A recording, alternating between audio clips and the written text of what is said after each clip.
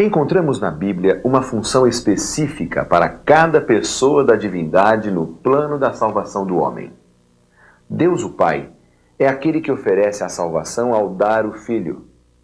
Deus o Filho é o que executa a salvação vindo a este mundo e morrendo em nosso lugar.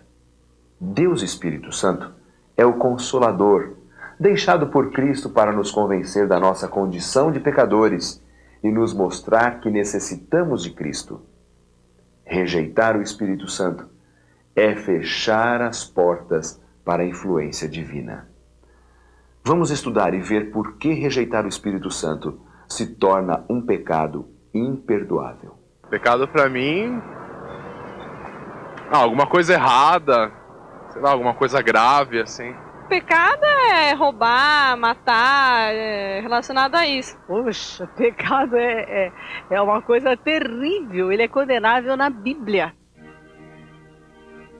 Há milhões de pessoas no mundo que cometeram o pecado imperdoável e outras milhões preocupadas em saber se já o cometeram ou não.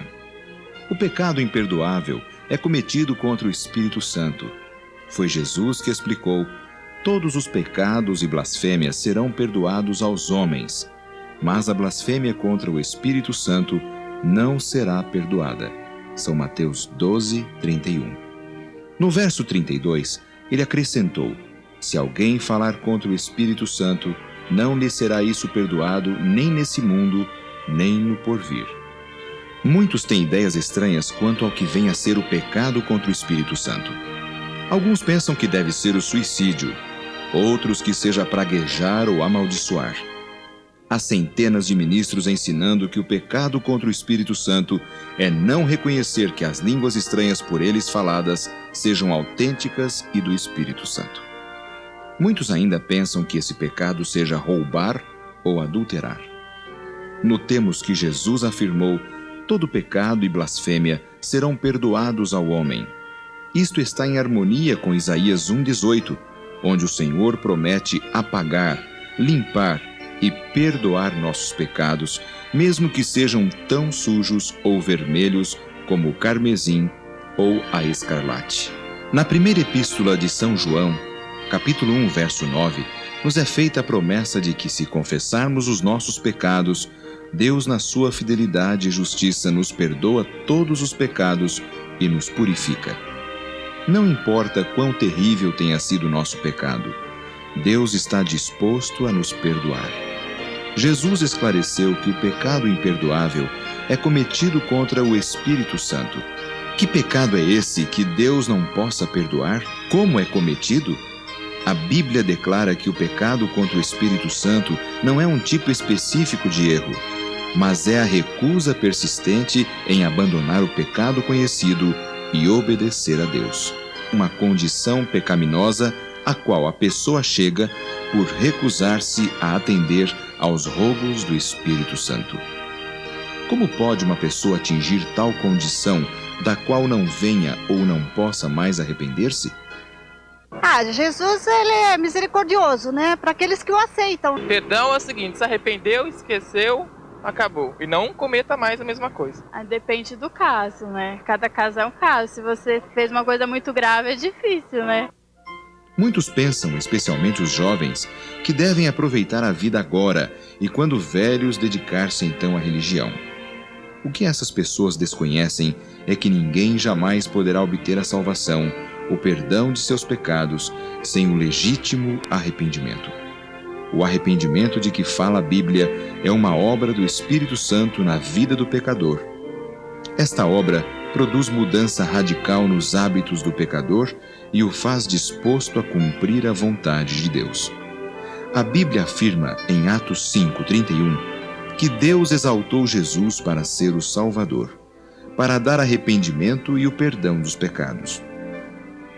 Como vemos, a ação de arrepender-se não surge por acaso, da vontade do homem, mas é causada pela ação de Deus.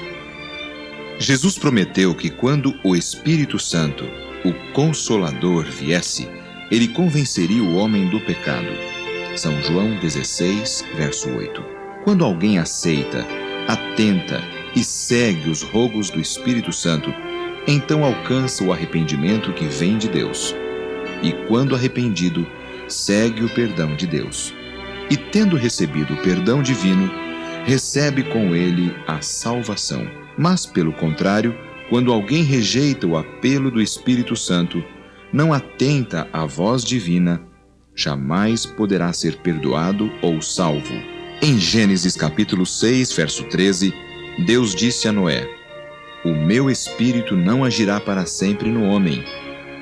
Naquele tempo, Deus observou as condições de vida no planeta e viu que a terra estava corrompida e cheia de violência, que a maldade havia se multiplicado na terra e que era continuamente mau todo o desígnio de seu coração. Deus estabeleceu um tempo limite e escolheu Noé para ser o seu mensageiro, dando ao mundo a oportunidade de se arrepender e abandonar os maus caminhos. Qual foi a reação do povo? Não deu ouvidos à mensagem de Deus. Antes continuou nos seus maus caminhos. E quando Deus deu por encerrado o tempo de graça e oportunidade, apenas 8 pessoas haviam atendido à voz de Deus. Então veio o dilúvio, e milhões morreram. Somente aqueles 8 que atenderam ao apelo do Espírito Santo foram salvos. Isto indica que o Espírito Santo age durante algum tempo na vida das pessoas. E quando desatendido, retira-se e as deixa seguir seus próprios caminhos rumo à perdição. A história de Israel nos revela que o grande rei Davi, certa ocasião, cobiçou a esposa de um general seu. E, desejando-a como mulher, deu ordens a seu exército que o general fosse colocado no fronte de batalha e abandonado a lutar sozinho para que morresse. Isso foi feito. E logo Davi se apoderou da viúva. Ele cometeu um crime múltiplo. Cobiçou, matou, adulterou. Seria isto pecado contra o Espírito Santo? A Bíblia diz que não. O Espírito Santo atuou na vida de Davi e convenceu-o de seu pecado. Davi confessou sua falta a Deus e clamou por misericórdia. Ele suplicou a Deus: "Cria em mim, ó Deus, um coração puro e renova em mim um espírito inabalável." Salmos 51, verso 10. Logo após ele disse: "Feliz é o homem a quem o Senhor não atribui iniquidade e cujo pecado é perdoado." Milhões têm cometido pecado imperdoável porque voluntariamente praticam algo que sabem ser errado. Tanto rejeitam e recusam a voz do Espírito que finalmente não a ouvem mais. Estão abandonados à sua própria sorte. Quando o Espírito Santo fala à nossa mente, devemos educar nossa vontade a fazer exatamente o que ele nos pede que façamos. É muito melhor sabermos disciplinar nossa vontade pecaminosa e seguirmos a orientação de Deus para obtermos a salvação, do que seguirmos nosso próprio caminho rumo à morte. Eu tenho assim no meu dia a dia, Deus no meu coração, e eu não faço nada assim que seja da vontade dele. Você entendeu? Então, tudo na minha vida é baseado conforme o gosto dele. Às vezes ele atrapalha alguma coisa, então eu digo, bom, não é para eu fazer, porque não está sendo da vontade dele, então eu não faço. Como saber se ainda não cometemos esse pecado? Se sentirmos a voz de Deus nos orientando e chamando de volta ao caminho do Senhor, se sentimos tristeza pelos pecados e erros cometidos, isso é prova de que Deus está falando ao nosso coração e tentando salvar-nos. O ponto principal da vida de todas as pessoas, a única, é Deus. O conselho divino é: hoje, se ouvirdes a sua voz, não endureçais o vosso coração.